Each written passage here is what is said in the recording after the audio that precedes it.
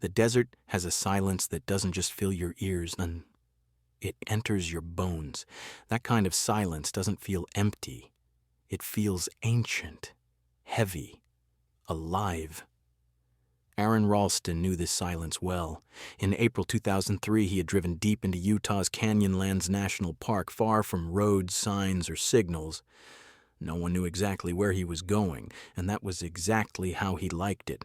He was 27, a mechanical engineer turned full-time adventurer, a thrill-seeker with a wild grin and a bone-deep need to be alone in places where the earth still felt untouched. He wasn't just escaping city noise or routine. Aron was chasing something spiritual, the kind of solitude where you either find yourself adoa or disappear. The plan was simple. A solo-day hike through Bluejohn Canyon, a narrow sandstone slot winding like a scar through the desert. He packed lightly, climbing gear, 2 burritos, a few liters of water, his multi-tool, a headlamp, and a cheap camcorder he used to record his journeys. Enough for a day, maybe 2 if something went wrong. He told no one, no text, no voicemail, not even a note on his windshield. The sun blazed overhead as he entered the mouth of the canyon. The walls closed in quickly, towering red rock that seemed to inhale light. Each step was its own echo. There was a kind of beauty here that felt sacred, immense, and indifferent. He smiled. This was freedom. At first, everything went as expected. He slid down dry falls, shimmied through narrow gaps, hopped over small boulders wedged between the canyon walls like forgotten teeth. The terrain was harsh, but Aron was in his element, experienced, agile, and in complete control. And then came the boulder, a massive chunk of rock, refrigerator-sized, smooth, silent, lodged between 2 walls of the canyon, forming a natural choke point. Aron had done this 100 times before. He climbed down onto it, shifting his weight as he dropped into the gap below. That was the moment everything changed. In 1 second, the boulder shifted. In the next, it fell. The rock crashed down and pinned his right hand and wrist against the canyon wall. Clean, sudden, merciless. There was no scream, just a shock of pain, then silence, the kind that swallows you. He was stuck, alone. No way out, no signal, no help coming. Just him. A few liters of water, 2 burritos, and a 360-kilogram boulder now fused to his body like a stone coffin. He pulled. He twisted. He yanked his arm with every ounce of power and panic in him. Nothing. The rock didn't move, not even a groan. It had found its place, and it had no intention of letting go. And for the first time in a long, long while, Aron Ralston felt afraid. Not the kind of fear that surges in an instant, but the kind that creeps in slowly, like the cold, like the dark, like death. The sun dipped behind the red walls of Bluejohn Canyon, and Aron Ralston remained exactly where the boulder had claimed him, his feet pressed into a small ledge, legs trembling from the awkward position, back braced against the opposing rock face. His right arm was hopelessly pinned. Hours had passed, but the pain was no longer sharp. It had become something dull and mean, like a bully who refused to leave. He looked at his arm. No blood, no visible break. It was simply trapped, crushed by gravity and time. He knew the anatomy well, muscles, bones, tendons. He could imagine them all compressed like fibers in a dry branch. He tried again to move it, twisted, pulled. Nothing. He stopped, breathed, then looked up. The sky above was a thin strip of fading blue, slowly deepening into black. Stars would come soon, and with them, the cold. It would drop to freezing in the canyon overnight. He only had a light jacket and a thin beanie. No sleeping bag, no fire. He did a quick inventory. 2 burritos, a liter and a half of water, his multi-tool, a camcorder, a rope, headlamp. He could survive the night, maybe 2. He just needed to stay calm. Someone would find him, but no one was coming. He hadn't told anyone. He hadn't left a note. The realization sank like lead in his gut. It was not just foolishness, it was a potential death sentence. Even experienced hikers left trip plans, but he had grown cocky, confident, reckless. He was an expert after all, until he wasn't. He turned on the camcorder. The image flickered, and his own face stared back, dusty, sweaty, pale. "Hey," he said.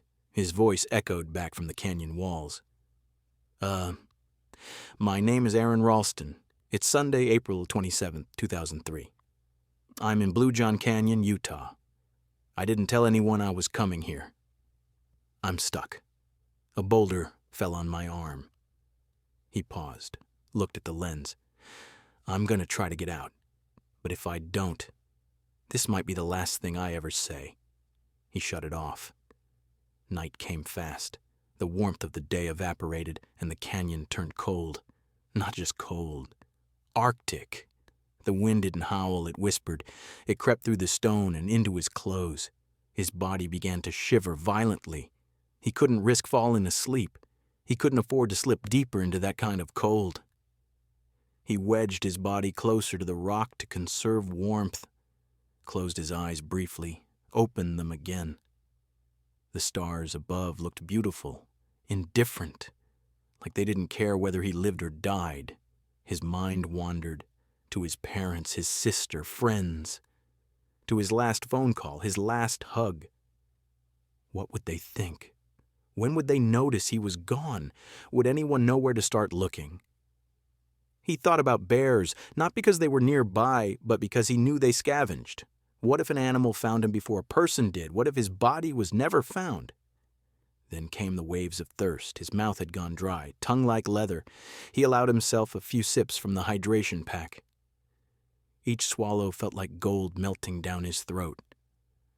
Time lost meaning. The stars moved. The night deepened. He counted breaths, minutes, heartbeats. Pain pulsed with each beat. Cold etched itself into his skin. Still, he refused to panic. He talked to himself. He laughed, told jokes, sang fragments of songs. Because the one thing he couldn't do, ever, was let his mind believe this would be where he died. Because that was the line. If you crossed it, you wouldn't come back, and Aron Ralston wasn't ready to die, not yet. Morning crept into Bluejohn Canyon without sound. The walls shifted from black to indigo to burnt orange as the sun clawed its way over the cliffs. Aron Ralston, eyes bloodshot and body aching, welcomed the light, not as hope, but as delay. Delay of the cold, of the dark, of the weight he still couldn't escape. His right hand remained crushed beneath the boulder. Overnight, the nerves had begun to go quiet, not a mercy, but a warning. The arm felt foreign now, not dead, but fading. Numbness crept from fingertips to elbow, a slow, cruel march. He was hungry. He thought of the burritos in his pack. He still had 1.5. He unwrapped half of one and ate slowly. Every bite was deliberate. He needed to stretch the food as long as he could. Maybe someone would find him today. Maybe a hiker, a ranger, a miracle. But he knew better. This canyon wasn't marked. It wasn't popular. It was barely known. That was part of why he loved it. Now, it might be why he died. He turned on the camcorder again. Day 2. Arms still stuck. No movement on the rock. I've tried everything short of breaking it. He paused. I've been thinking, if I had a chisel or a jack, I could maybe chip at it, but I've only got this. He held up the multi-tool to the camera. It was a cheap knockoff, more novelty than utility. The blade was dull, the saw even worse. Still, it was all he had. He tried again that morning, wrapped the climbing rope around the boulder, used his feet for leverage, pushed, pulled. Nothing. The rock mocked him with silence. It had settled, become part of the canyon. It wasn't going anywhere. He screamed, not for help, just out of fury.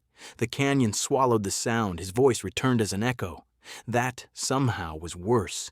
Later, he tried to chip away at the rock around his arm using the multi-tool's blade. Shaved small slivers of sandstone. Dust clouded the air. Hours passed, the rock barely noticed. His body was stiffening, his legs burned from standing in one twisted position for over 24 hours. He couldn't sit, couldn't stretch. Blood pooled in his feet, his left hand had begun to swell. He drank more water, not much, just a few sips. He had about a liter left, maybe less. The thought made his throat drier. He thought of calling out again, just in case someone was nearby. But his voice was tired, raw, and deep down he knew it was useless. Instead, he spoke to the camera. "If anyone finds this, tell my mom and dad I'm sorry. Tell them I love them." He tried to smile. "This isn't over. Not yet." Then he shut it off. The hours dragged. He lost all sense of time. Shadows shifted overhead. He began counting how many birds passed above, watching them trace the strip of sky like free souls. At one point, he hallucinated a voice, someone calling his name. He perked up, heart racing. Nothing, just the wind. As the afternoon passed, Aron became increasingly aware of his body's changes. His breathing grew shallow. He tried meditative techniques to stay calm, focused on steady inhales. He began reviewing his life like a checklist, regrets, moments he'd relive, words he wished he'd said, words he wished he hadn't. By evening, he was talking to himself openly, not narrating, but conversing, full back and forth, like he was with a friend. He even laughed at one point, a tired, cracked laugh that sounded more like a cough. He drank the last of his water. That night, the cold came faster. His body hadn't recovered from the first. His core temperature dropped sooner. He wrapped himself tighter against the stone. He shivered violently. The hallucinations came again, faces in the shadows, voices that weren't there. And yet, he didn't beg, didn't cry. He whispered a single sentence into the dark. "I'm not done yet." Then silence. The third morning came like a slow breath, not with hope, but with numbness. Aron Ralston's mind was fraying at the edges. Time had bent into something unrecognizable. The sun rose, but it brought no relief. It only reminded him he was still here, still stuck, still alone. His lips had cracked in the night. The cold air had taken its toll. He felt the raw edges split as he tried to open his mouth. Speaking hurt. Swallowing hurt. Even thinking had begun to feel like a burden. He shifted again. Or tried to. His body was stiff, muscles aching, bones pressed against stone for the third day in a row. His pinned right arm was now almost completely numb. No sensation from fingers to forearm. The flesh had begun to swell around the edges of the rock at his avaidini, a sick, reddish hue creeping outward. The pain had dulled to a phantom, and still he talked. To the camera, to himself, to the canyon. "Day 3, he rasped. "I think I dreamed about rain, but it wasn't real, just thirst." He looked into the lens. "I'm trying to stay positive. I think maybe someone could still come. If they hike in from Horseshoe Canyon, maybe they'd hear me, if I shout. But I can't waste energy. I can't." He trailed off. Even as he spoke the words, he didn't believe them. He reached for the camcorder's pause button and missed. His fingers were clumsy now.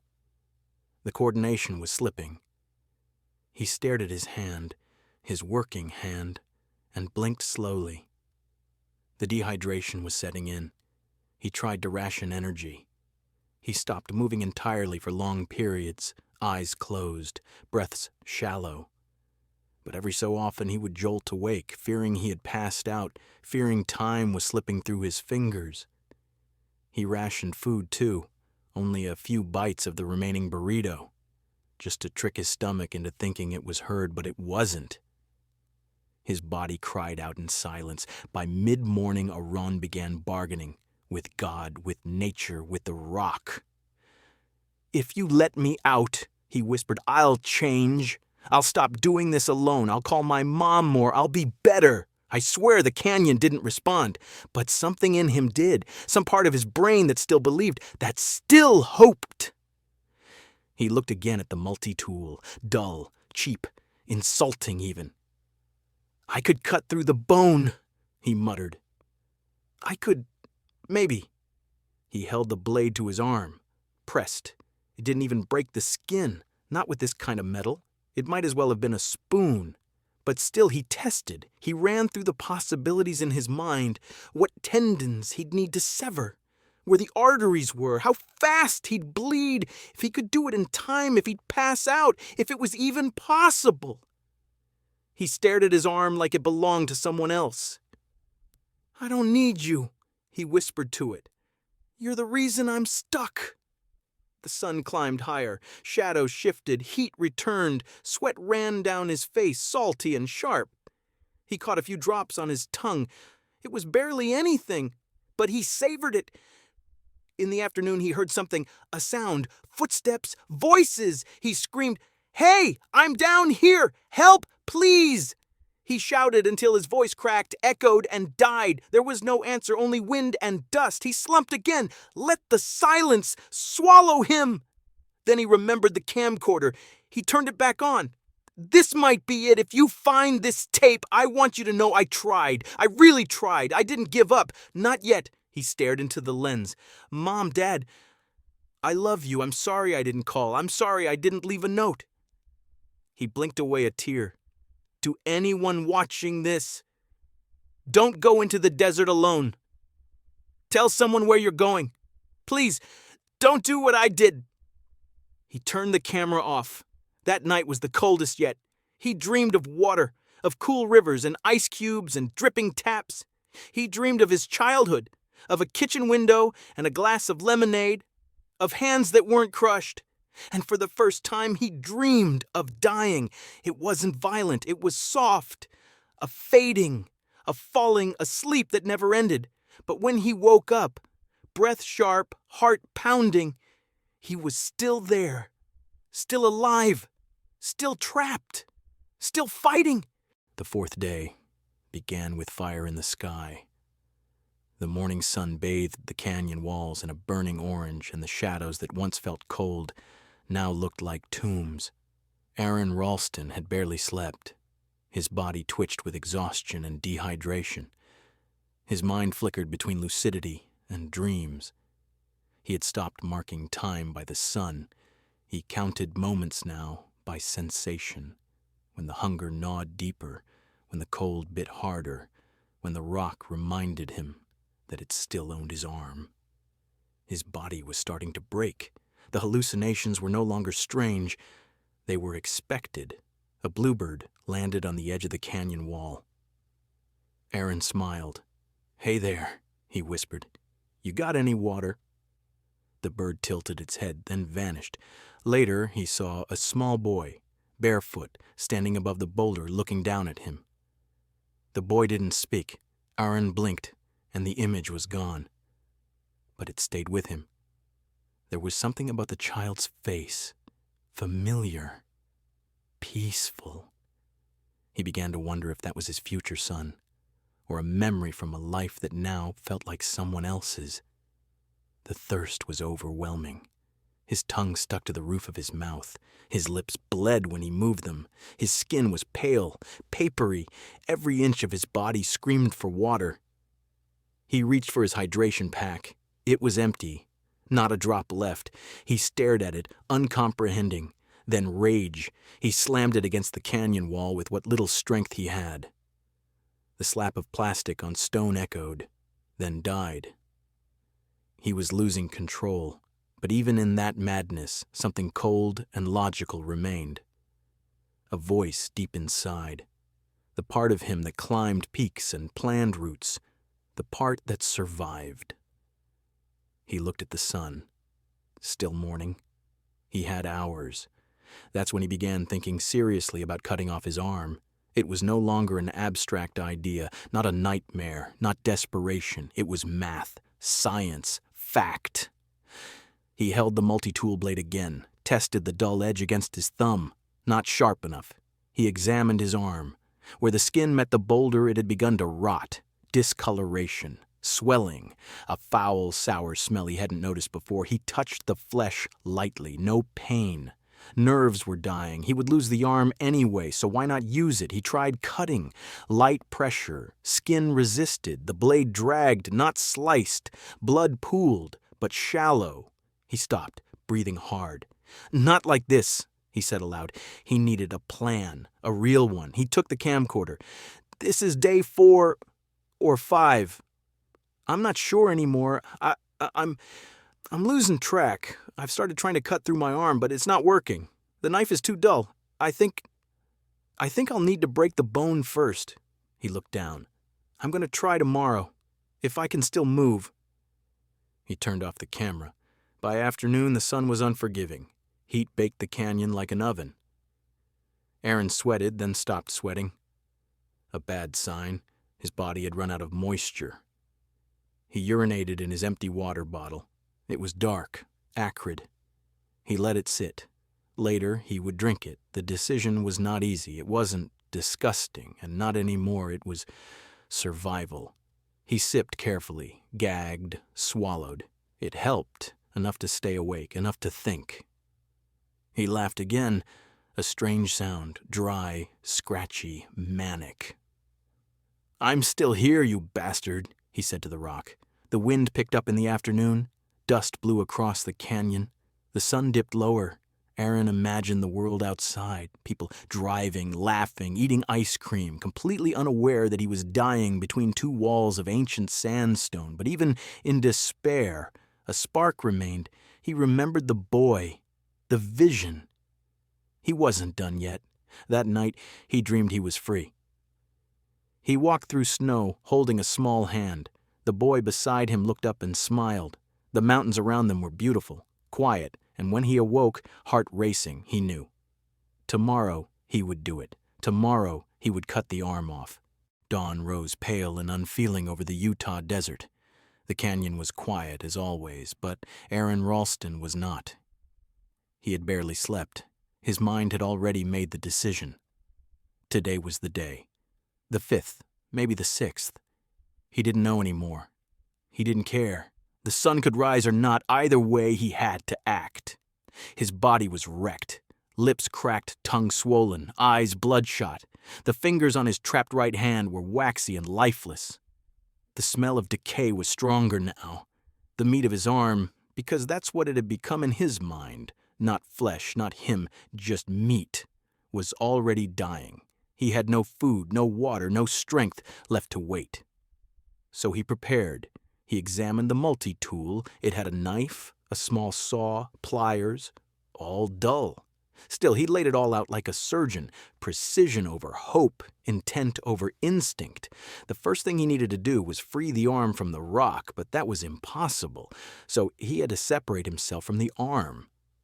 Literally, he started with the tourniquet. Using the tubing from his hydration pack and the carabiner from his climbing harness, he wrapped it tightly above the elbow, twisted it until the skin bulged and whitened. Blood flow stopped. That was step 1. Then he took the knife. He pressed the blade to the skin just below the elbow joint where the flesh was narrowest, and he began to cut. He hissed as the blade broke the skin. It wasn't sharp. It dragged more than it sliced. He bit down on his lip as he worked, using short, sawing motions. Blood oozed. Not much. The tourniquet was holding. Pain shot through him, but he welcomed it. Pain meant life. Pain meant he was still in the fight. He sliced through layers, skin, muscle, fat. The color changed, red, pink, yellow. He paused often to catch his breath, to stop his hand from shaking too hard. His left hand, the only one still working, was slick with sweat and blood. The next part was harder. Tendons, ropes of strength and function. He sawed through them one by one, crying out with each snap. The canyon walls did not echo. They absorbed the sound like witnesses. Then came the nerves. When he touched them, it was as if fire exploded through his body. Electric pain, unlike anything he'd known. He screamed. Screamed like an animal, screamed like a man being reborn through agony. He almost stopped. Almost, but then he remembered the boy, The dream. He clenched his jaw and kept going. Finally, only the bones remained. He tried the saw blade on the radius. It skidded, scratched, useless. He needed something stronger, smarter. So he used physics. He wedged his arm against the rock, positioned his body, braced his foot, then pulled hard against the dead limb. A crack, a second pull, a pop, snap. The radius broke. He gasped, nearly vomited. Then he reset, shifted his angle, pulled again. The ulna gave with a sickening crunch. His breath came in short bursts. His vision blurred, but the bones were broken. He used the pliers to tear away the last shreds of connective tissue. It wasn't clean. It wasn't surgical. But it was done. And then, for the first time in nearly a week, he was free. He stumbled back, arm dripping and torn. He wrapped it quickly in the insulation from his pack, tied it off, tightened the remains of the tourniquet. His body was on fire, but he was moving. He had to keep moving. He gathered what he could, rope, headlamp, the camera, left the rest, left the arm. Then he started to hike, out of the canyon, toward the sun, toward life. Aron Ralston stumbled through the narrow sandstone corridor of Bluejohn Canyon, bloodied, disoriented, and alive. His right arm was gone. What remained was a stump wrapped tightly in cloth and tubing, pulsing with every heartbeat. But the pain, while immense, was not enough to stop him. Not now. Not after everything. Every step was deliberate, fragile. He leaned against the walls when he could, his shadow flickering like a ghost on the stone. The sun had climbed high by now, blistering hot in the desert. His mouth was dry, throat scorched from thirst and screaming. He didn't have a plan. He only had one word in his mind. Out. The slot canyon slowly widened into broader passageways. He recognized certain curves, rock formations, landmarks from the day he had entered. It was strange how much he remembered now. The mind, when faced with death, sharpens in strange ways. His left hand was covered in dried blood, sticky and stiff. His legs ached with every movement. His knees buckled more than once. But he forced himself to keep going. He could die out here if he stopped. About halfway through the canyon, he found a small puddle, no more than a few inches deep, formed from an earlier rainfall, muddy, stagnant, but liquid. He fell to his knees and scooped it greedily into his mouth. It tasted of dirt and minerals and rot, but it was water. It revived him just enough to keep walking. The world began to shimmer. The heat rising off the rocks danced with his vision. His ears rang, his limbs shook. He stumbled forward, barely coherent, but he remembered something. A camera. He took it out and recorded again one last time. This is Aron Ralston. I cut off my arm. I'm walking out of the canyon now. I'm not going to die here. His voice cracked. His lips bled when he spoke. But he smiled. He was determined to leave his story behind, even if his body failed him. After more than an hour of hiking through the lower reaches of the canyon, the walls finally parted. The sandstone gave way to open desert. The light was overwhelming. He had made it out of the slot, but the ordeal was far from over. Ahead of him lay a vast rocky plain. Scrub brush, no shade, no road in sight. The nearest trailhead was still miles away. He didn't know if he had that kind of distance left in him. He walked, one foot then the other, again and again, until he saw them. A family, 3 people, tourists hiking through the area. They stood like a vision on the horizon. Aron waved with his good arm, staggered forward. They ran to him. A woman gasped. A man asked questions. Another offered water. He collapsed into their arms. He told them what happened, as much as he could say. They were in shock, but they acted fast. One of them hiked out to get help. The other stayed with him, gave him water, elevated his legs, tried to keep him conscious. Hours passed, but he was no longer alone. Then came the sound of rotors. A Utah Highway Patrol helicopter descended over the plateau. Dust kicked up in a massive spiral. Aron was loaded onto a stretcher, lifted into the air. He looked down as the desert receded beneath him. Red rock, silence, sun. He had escaped. In the days that followed, doctors at the hospital treated Aron for hypothermia, dehydration, and massive blood loss. His right arm, of course, was gone, but he was alive. He had lost a limb. He had gained a second chance. News spread. Reporters called it miraculous, unbelievable. A man alone in the desert for nearly 6 days, trapped by a boulder, amputating his own arm to survive. But Aron didn't see it that way. To him, it wasn't a miracle. It was choice.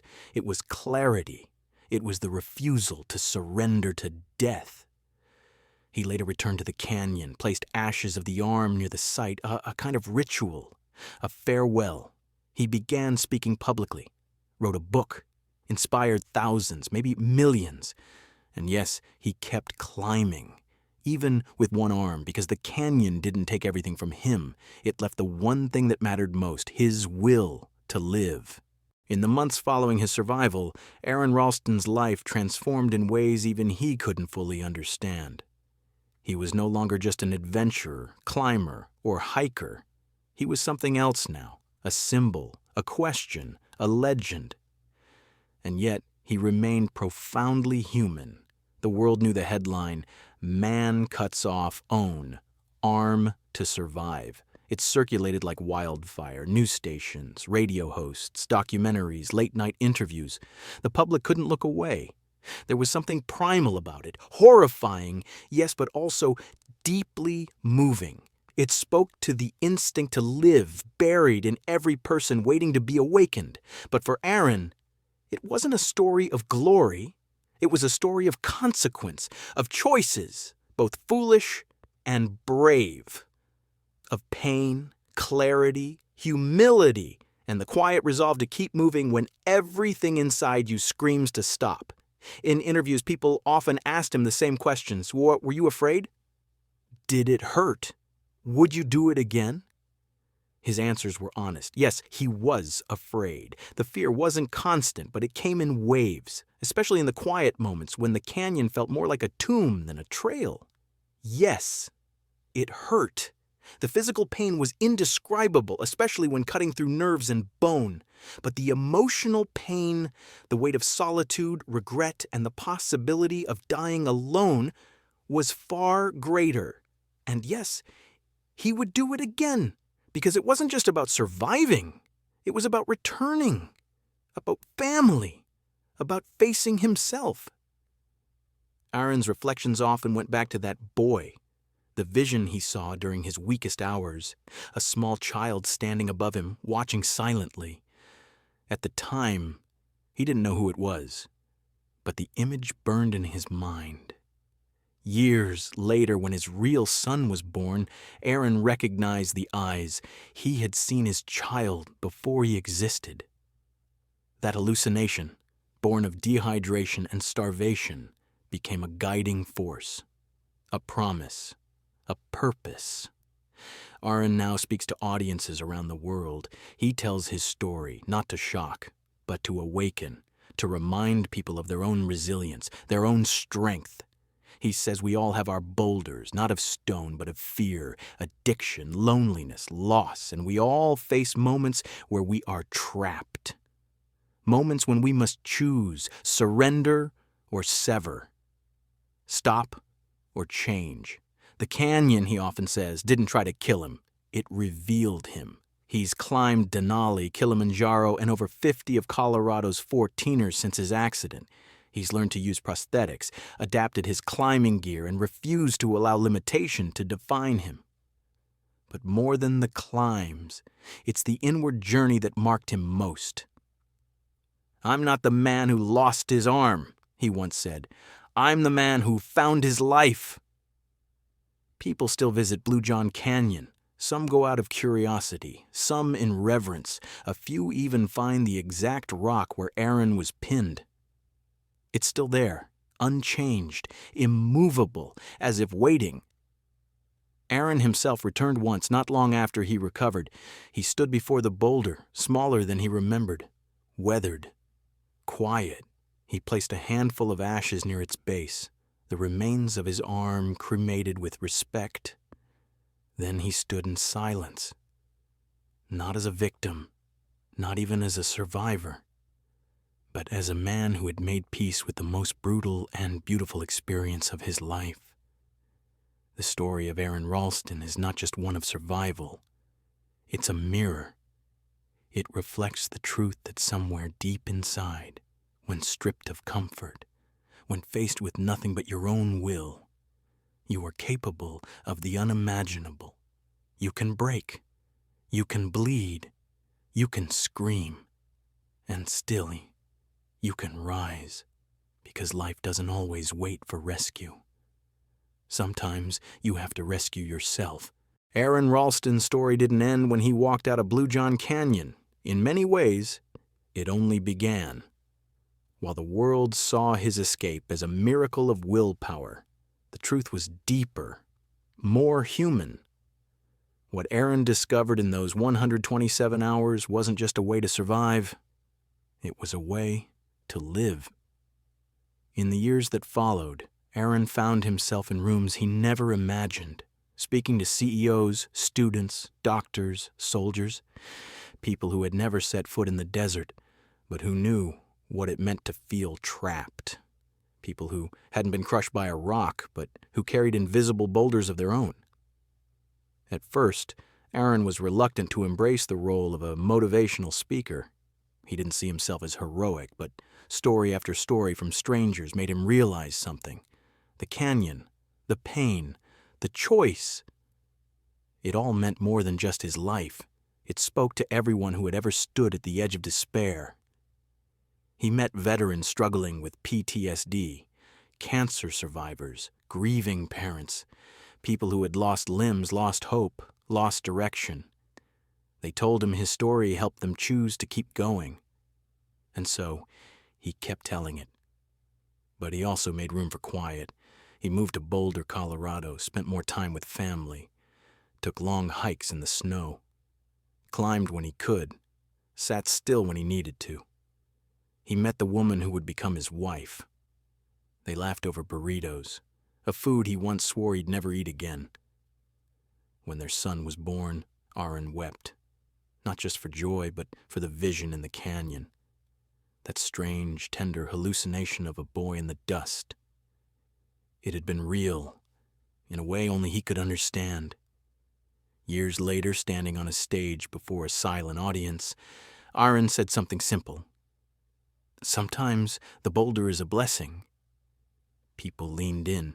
He explained, that rock didn't just trap me, it focused me. It made me stop, made me evaluate everything, and in doing so, it gave me the clarity I didn't know I needed. Without it, I might still be running through life, arms full, heart half empty.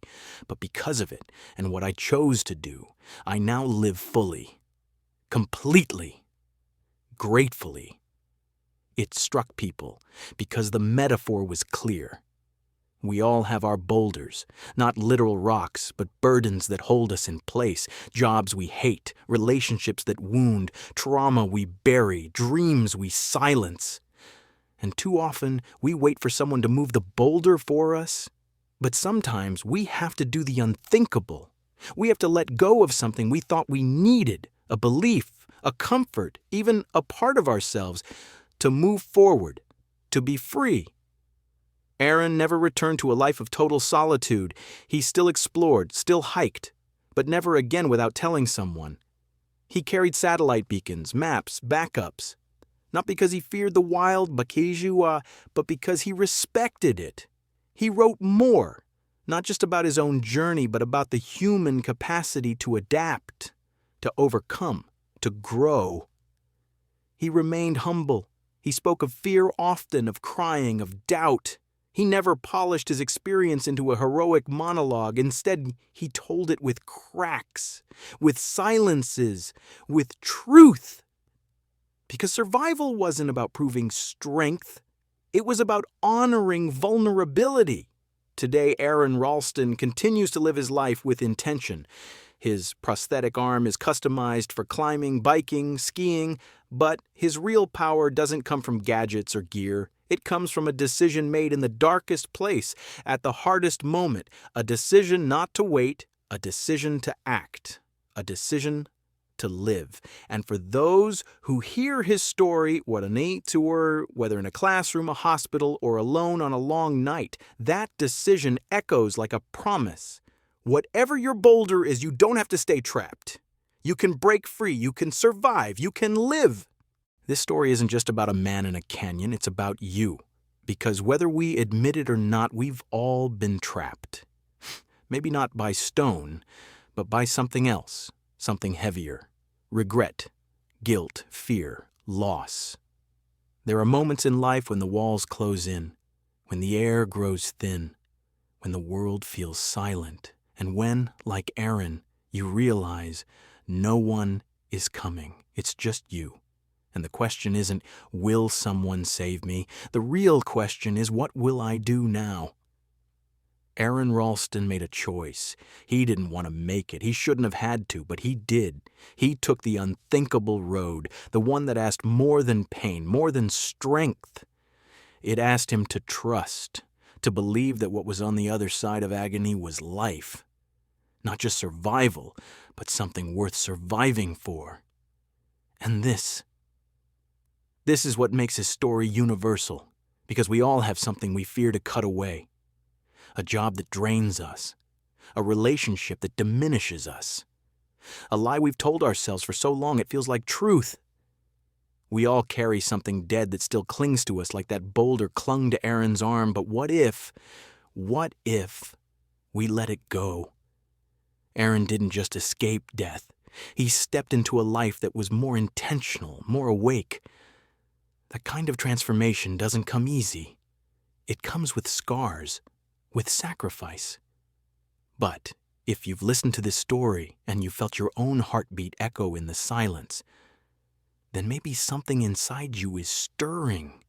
Maybe this is your canyon. Maybe this is your moment to decide, to stop waiting, to stop wishing, to act, to choose yourself. Not all boulders are 800 pounds. Some are invisible, but they weigh just as much. This isn't about amputating a limb. It's about reclaiming your life, about cutting loose the things that no longer serve you. You are stronger than you know. You are more capable than you believe. And if Aron's story proves anything, it's that the human will, when pushed to its edge, is not fragile. It is fierce.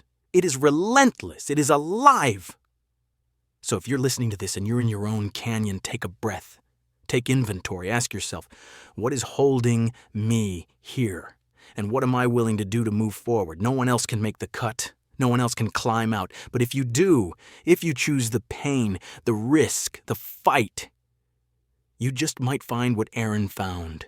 Not just survival, not just escape, but freedom. And maybe on the other side of that pain, you'll find a life more vivid than you ever imagined. A life that was waiting for you all along.